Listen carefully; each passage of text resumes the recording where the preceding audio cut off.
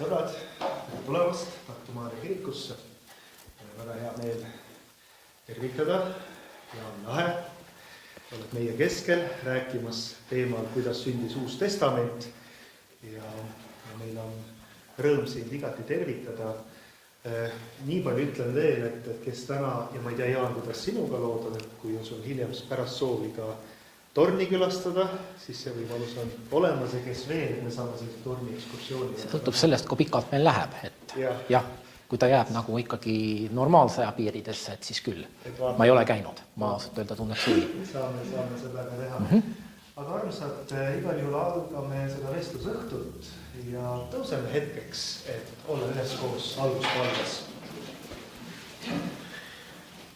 Sellest päevan isa, täname, et võime kokku tulla ja tegeleda sinu sõnaga. See me täname Jaani ees, kes täna meie juurde siia on tulnud ja jagab oma teadmisi meiega pühakirja kohta. Issand, me täname sind, et selle raamatu aasta raames siin Tartus nii olulisi sündmusi on võimalik läbi viia ja pühakiri meid kokku toob. Issand, anna meile oma püha vaimu, puuduta meie südameid ja tõesti täida meid oma vaimuga. Saaksime täna igati kosutust ja võiksime selle julgustuse kaasa võtta igasse päeva. Olgu sinu õnnistus iga ühega meist, kes siia on tulnud ja palume õnnistust Jarlahele kõnelemisel, arutlemisel ja sinu tahe, issand, sündigu teides. Täname selle osaduse eest. Jeesuse nimel. Aamen. Suur tänu ja Jumal õnnistab. Aitäh.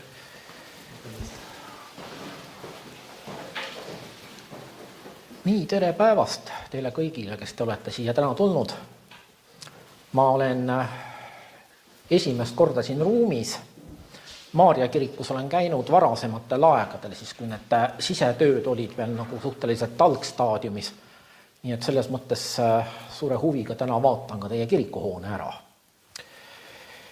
Kui ma mõtlesin, mida panna tänase vestlusõhtu pealkirjaks, siis õige varsti mul tuli selline mõte, et see võiks olla, alguses oli sõna. See on tsitaat Piiblist, Johannese evangeeliumi 1. peatüki 1. salm. Ja ma arvan, et see pealkiri sobib, kui me räägime Uue Testamendi tekkimisest, mitmes mõttes pealkirjaks. Sest see Johannese evangeeliumi algus on ise ka tegelikult keeleliselt mitmemõtteline. Kes teoloogiat on õppinud ja kreeka keelt natuke on õppinud, need teavad, et see sõna, mida siis sõnaks on tõlgitud, Johannese evangeeliumi alguses on kreeka keeles logos. Ja see logos on üks selline sõna, millel on hästi palju erinevaid tähendusi. Kui vaadata ükskõik millist kreeka keele sõnaraamatut, siis esimene tähendus, mis tal antakse kõigis keeltes, on siis sõna, aga sinna juurde tulevad veel ka teised vasted. Mõte, filosoofias on ta sisuliselt see, mida võiks nimetada maailma mõistuseks. Stoikud näiteks logost kujutasid ette sellise maailma juhtiva mõistusliku printsiibina. Maailm oli nende arvates nagu hiigelsuur elusolend, nagu elusolendil on keha ja on mõistus, nii ka maailmal. Ja sisuliselt nad samastasid selle maailma mõistuse jumalusega. Aga nüüd Johannese evangeeliumi kontekstis on see algus selles mõttes mitmemõtteline, et kes piiblit tunnevad, need saavad aru, et siin on tegemist ilmselge vihjega ühele Vana Testamendi kirja kohale ja nimelt 1. Moosese raamatu algusele, kus siis ka räägitakse, eks ole, sellest, mis oli alguses. Ja räägitakse sellest, kuidas Jumal oma sõna kaudu lõi siis maailma. Ja see sarnasus ei ole kunstlikult otsitud, vaid see on päris teadlik, et kui Johannes oma evangeeliumi kirja pani, siis kindlasti tal oli silm ees loomislugu, sest sellel ajal, kui kristlastel veel päris oma püha raamatut ei olnud, lugesid nad ometi seda raamatute kogumikku, mida me kristlastena vanaks testamendiks nimetame, mida juudid nimetavad seadus, prohvetid ja kirjutised, mõnikord nimetavad seda ka lühemalt lihtsalt seaduseks. Ja loomislooga seos on siin kindlasti täiesti selgelt olemas. Aga teisest küljest, miks see nimetus sobib Uue Testamendi tekkimisest rääkimiseks, on see, et ennem seda, kui hakati kirja panema evangeeliumit mitte kui raamatut, vaid kui rõõmusõnumit või head sõnumit Jumala toimimisest Kristuses, see on evangeelium algkristlikus mõttes, kuulutati seda evangeeliumit kuidas? Suuliselt. Nii et selles mõttes alguses, ennem kui tekkisid Uue Testamendi raamatud, oli sõna, elav kuulutatud sõna. Ja veel on see pealkiri sobiv sellel teemal rääkimiseks seetõttu, et Johannes evangeelium, nagu te teate, samastab selle sõna, mis oli alguses Jumala juures, ei kellegi muu kui Jeesusega. Ja kui me räägime Uue Testamendi tekkimisest, siis me ei saa mitte kuidagi minna mööda Jeesusest, tema kuulutusest, tema tegevusest.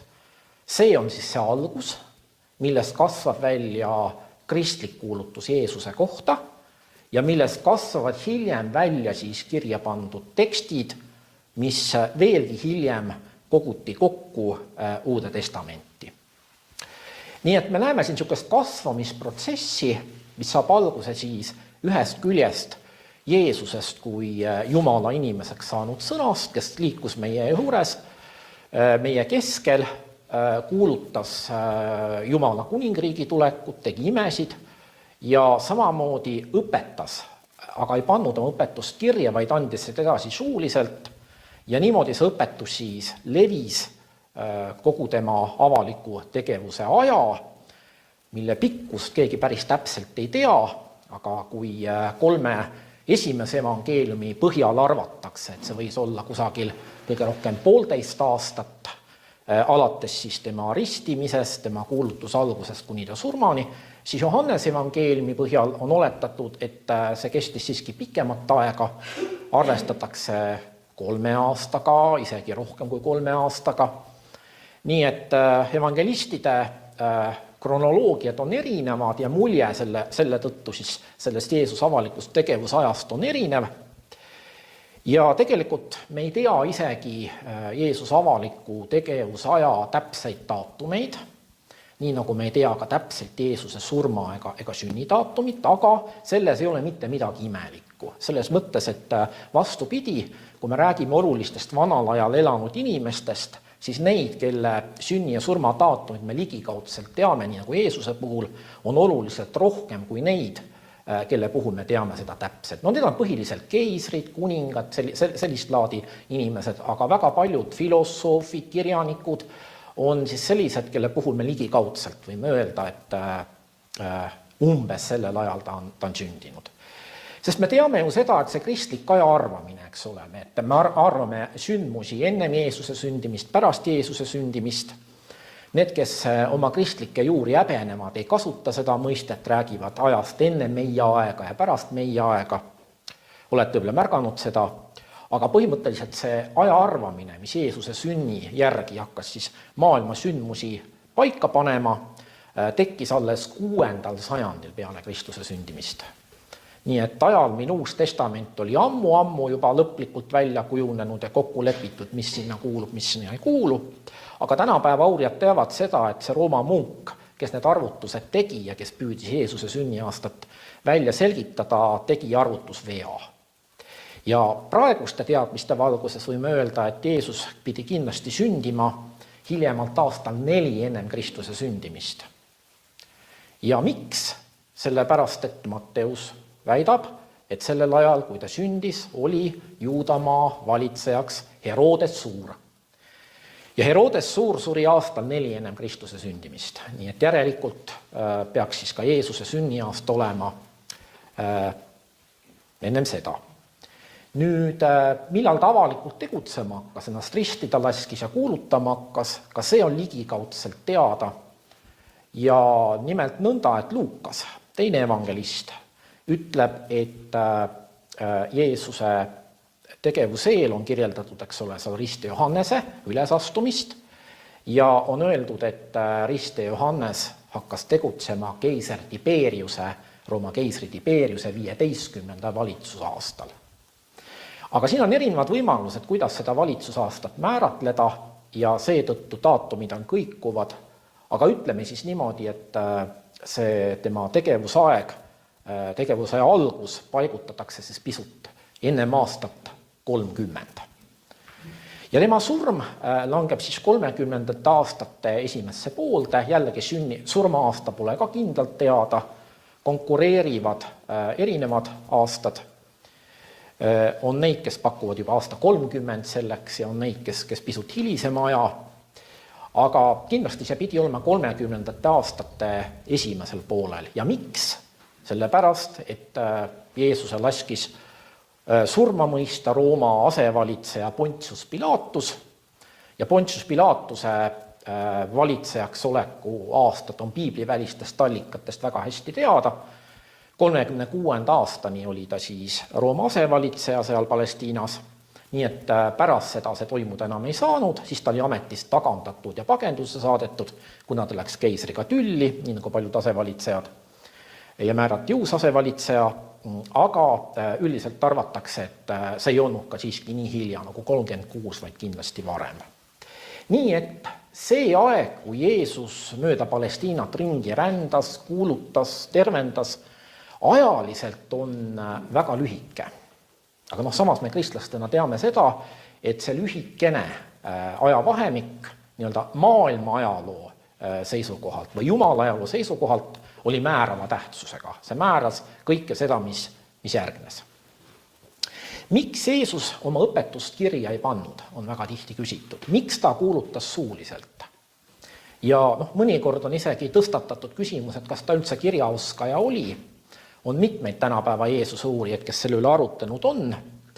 Mina ei kahtle selles, et ta kirjaoskaja oli, sellepärast, et Palestiinas üldiselt oli poiste kirjutamisoskus väga laialt levinud, lugemisoskus samamoodi. Nad pidid ju lugema Moosese seadust, Toorat, ja seetõttu seda lugemist hakati varakult õpetama, ka kirjutamist hakati varakult õpetama ja võrreldes näiteks praktiliselt naabermaa Egiptusega sellel samal ajal võib öelda, et lugemis- ja kirjutamisoskuse ulatus oli Palestiinas palju suurem kui Egiptuses. See selleks.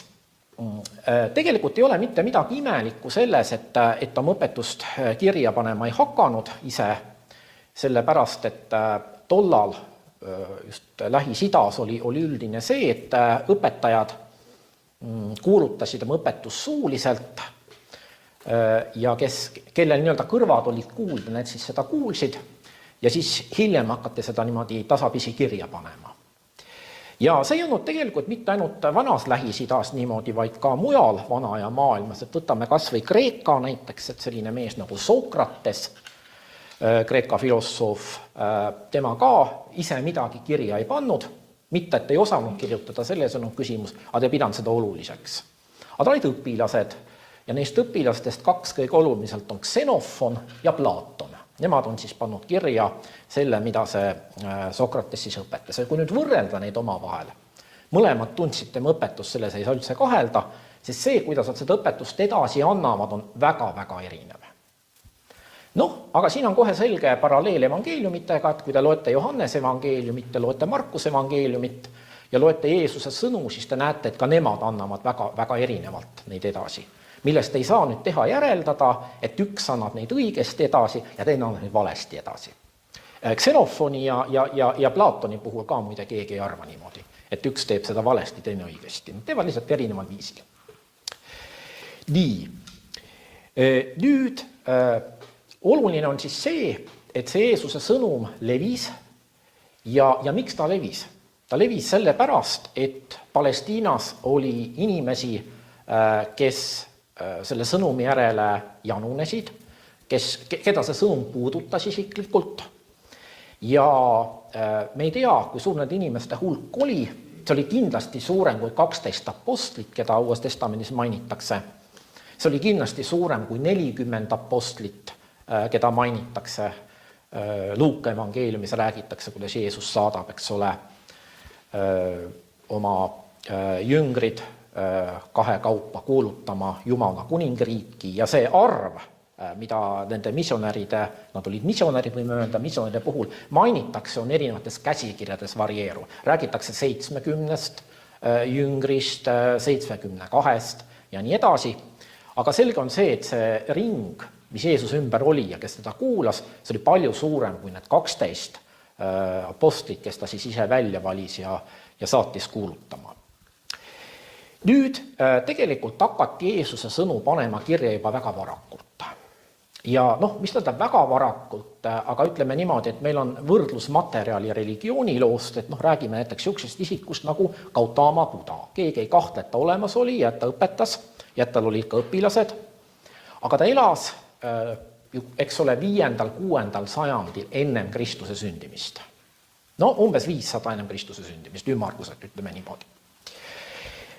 Ja millal hakati tema sõnu esmakordselt kirja panema, tänapäeval me teame seda, lihtsalt need tekstid on dateeritavad, hakati kirja panema 1. sajandil ennem Kristust ja 1. sajandil peale Kristust.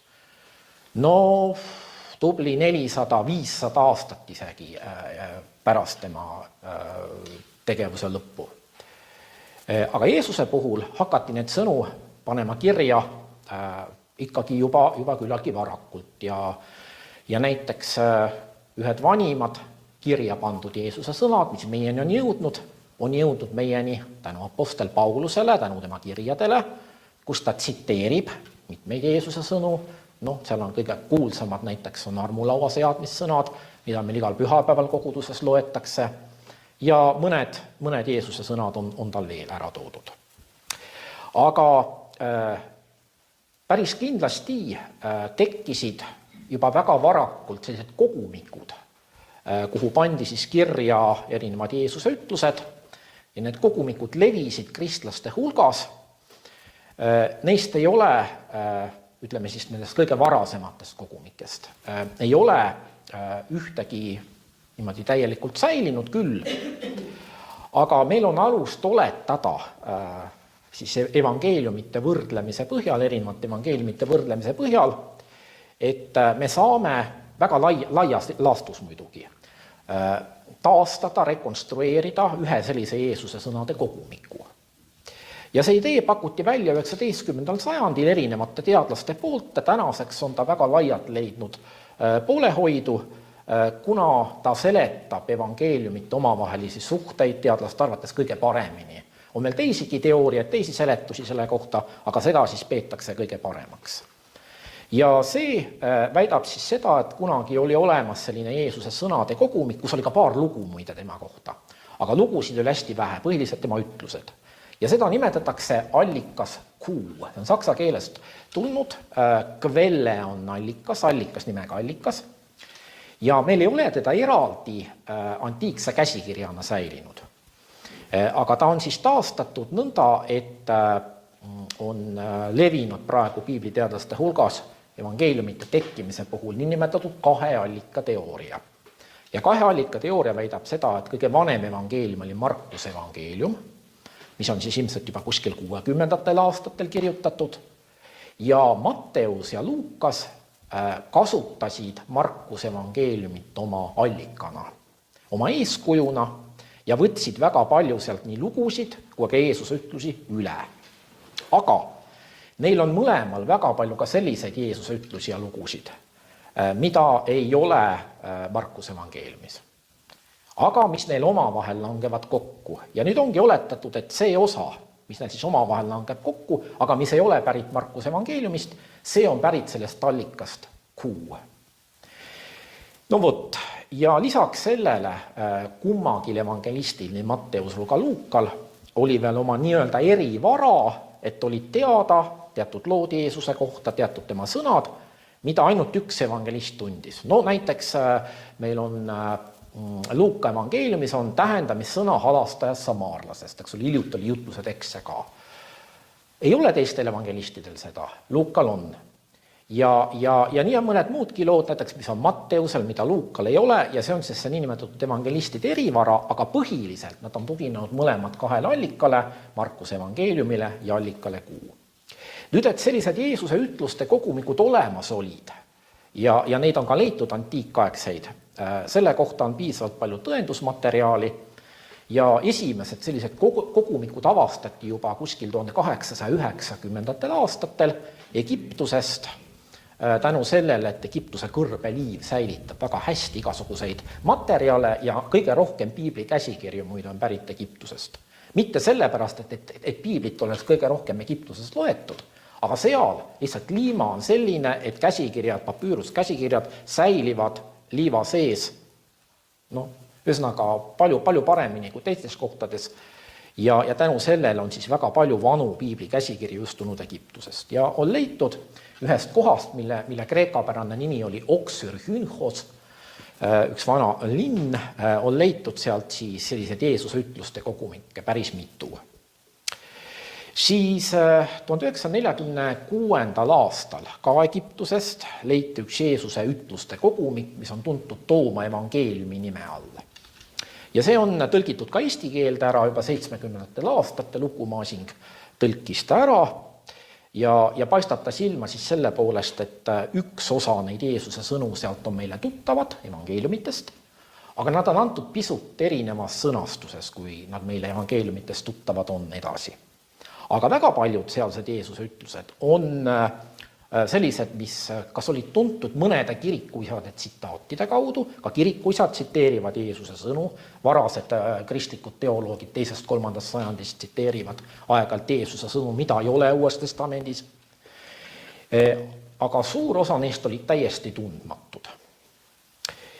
Ja sõltumata siis sellest, mida me sellest Tooma evangeeliumist arvame, on ta näide selle kohta, et sellised Jeesuse ütluste kogumikud kristlaste hulgas ka veel ütleme 2. sajandil ja pärast seda levisid, neid loeti.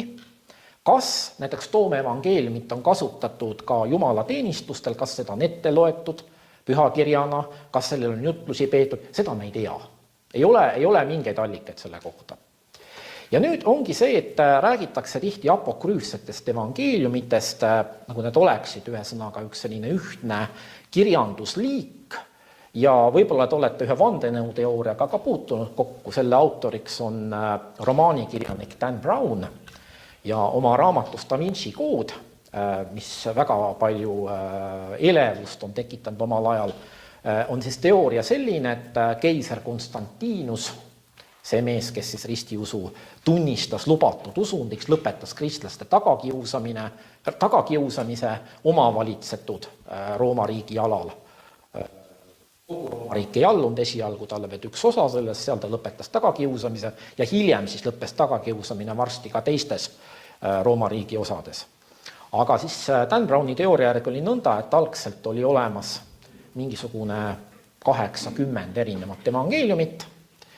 Ja siis Konstantinus vaatas need läbi ja need, mis talle ei meeldinud või tundusid talle kuidagi Jeesust kujutavat nii, nagu tema ei tahtnud seda näha, need ta praakis kõrvale ja laskis lihtsalt kõrvaldada ja laskis koostada siis Uue Testamendi sellistest evangeeliumitest, mis talle meeldisid ja mis tema meelest siis andsid edasi õiget nägemust Jeesuse elu ja õpetuse kohta. Aga see teooria mitte mingis üheski punktis ei vasta tõele paraku. Ei vasta tõele esiteks see, et keiser Konstantinus koostas Uue Testamendi, ehk siis teiste sõnadega sellel ajal, kui keiser Konstantinus valitses 4. sajandi esimestel kümnenditel, selleks ajaks Uus Testament oli ammu juba olemas. Ja kuigi Uues Testamendis oli mõningaid raamatuid, mille üle vaieldi, et kas nad peaksid sinna kuuluma mitte, need ei olnud palju, aga mõned olid. Rooma riigi idaosas olid mõned raamatud, mille suhtes oldi kahtlevad ja Rooma riigi lääneosas teised, aga lõpuks kirikud leppisid kokku selles suhtes. 4. sajandi lõpuks 5. sajandiks oli kokku lepitud nende üksikute vaieldavate raamatute osas, aga Uus Testament põhiosas oli selleks ajaks ammu juba välja kujunenud. Ja võib öelda niimoodi, et umbes aastaks 200 oli suurem osa Rooma riigi kristlasi üksmeelsed selles suhtes, mis Uude Testamenti peab kuuluma. 4 evangeeliumit olid need, mida tunnustati. Miks? Sest nad on kõige vanemad evangeeliumid. Nad on vanemad kui apokrüüfsed evangeeliumid valdavalt. Siis suurem osa Pauluse kirju olid sellised, mida tunnustati, ja teiste kirjade puhul oli siis niimoodi, et oli piirkonniti, mida peeti Uude Testamenti kuuluvaks ja mida mitte, et mõnes piirkonnas näiteks seal peeti 1. Peetruse kirja, 1. Johannese kirja Uude Testamenti kuuluvaks, aga 2. ja 3. Johannese kirja näiteks ei peetud kuuluvaks sinna. Ja meil ei ole mingeid sisulisi argumente isegi, et miks nii, võib-olla ei tuntud neid lihtsalt, sest kõik need raamatud ju levisid käest kätte, eks ole, internetti polnud, trükipressi polnud, eks ole, käsitsi need kirjutati ja käsitsi need levitati. Nii et nad ei saanud ühe sõnaga juba levida nii, et kõik raamatud oleksid kõikides Rooma riigi osades võrdselt tuntud. Aga aja jooksul nende üksikute vaieldavate raamatute puhul siis ka saavutatakse üksmeel ja võib siis öelda niimoodi, et päris kindel on see, et see, mis loetakse Uude Testamenti kuuluvaks, sünnib esimeste sajandite kristlaste väga suure üksmeele tulemusena. Ehk siis teiste sõnadega, tolleaegses kirikus ei olnud sellist institutsiooni, mis oleks kogu kirikut saanud käskida või keelata, ühte raamatut vastu võtma ja teist tagasi lükata. Olid iseseisvad kogudused ja nemad otsustasid oma asju iseseisvalt, ei olnud veel mingisuguseid kõrgemaid peapiiskopi või patriarhi või metropoliidi ametikohti, ei toimunud veel mingisuguseid üldisi kirikukogusid. Jälle üks selline väärarusaam on see, et Nikaia kiriku kogu olevat olnud siis see, mis Uue Testamendi koostas aastal 325, eks ole, me tähistame aastapäeva sellel aastal. Arvutage ise, kui palju Nikaia kiriku kogust. Päris kindlasti Nikaia kiriku kogu toimumisajaks oli Uue Testamendi raamatute osas nii-öelda juba lõplikult kokku lepitud, ei olnud enam mingeid eriarvamusi ja Nikaia kirikukogu lihtsalt kordas üle, mis sinna Uude Testamenti kuulub, et oleks nõnda kõigile selge. Aga et ta oleks ise koostanud või et sellel ajal oleks koostatud see, et see ei vasta tõele. Nii et võib siis öelda, et see, mis Uue Testamendi lõi, oli Jeesuse ja apostlite loomulik autoriteet, mis oli koguduses. Mitte, et kõrgemalt poolt oleks mingi instants andnud korralduse, millised raamatud võtta Uude Testamenti ja milliseid mitte võtta. Ja loomulikult neid raamatuid kirjutati ümber, neid raamatuid kasutati jumalateenistustel ettelugemiseks, jutluste pidamiseks ja nõnda siis Kristuse sõna, mis esialgu oli antud edasi suust suhu, algul tema enda poolt, olgu tähendamissõnade kujul või üksikute ütluste kujul või kõnede kujul, küllap ta pidas ka kõnesid. Ja seejärel siis apostlite poolt edasi antuna hakkas levima kirjalikul kujul kristlaste hulgas. Ja kuna Rooma riigis kirja tundmine lugemisoskuse mõttes oli ikkagi küllaltki levinud, siis oli võimalik seda sõna ka kirjutatud kujul vastu võtta.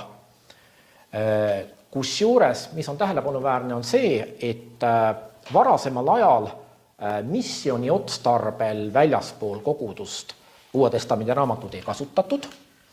Need levisid kristlaste hulgas, huvilisel mittekristlasel oli ka võimalik need põhimõtteliselt tankida, kui ta väga tahtis, aga missioon toimus siis kogudustes ja kui inimene, kes tuli siis Kreeka-Rooma maailmast, sattus sinna kogudusse, seda sõnumit siis kuulis ja seda puudutas, siis ta liitus kogudusega ja hiljem oli tal siis võimalik seda kuuldud sõna ka uuesti lugeda, siis juba raamatust. Ja kui päris ütleme siis keskaja lõpul, varasel uusajal tekib, eks ole, trükikunst, Gutenberg leiutab kirjapressi, eks ole, hakatakse Euroopas trükkima raamatuid, Hiinas seda tehti juba varasel keskajal, siis tänu sellele Uus Testament hakkab levima veelgi rohkem, kui ta varem oli levinud ja tänu sellele, et on avastatud uued kontinendid, nagu Ameerika näiteks, levib ta sellistesse piirkondadesse see sõnum, kus teda varem üldse ei olnud ja võib öelda niimoodi, et tänaseks on siis Uus Testament ja Piibel üldse tervikuna üks levinumaid raamatuid kogu maailmas. Selline olekski minu see sissejuhatav loeng siis, et ma mõtlesin, et ma rohkem selleks aega ei kasuta, võib-olla rääkisin natuke liiga pikalt isegi.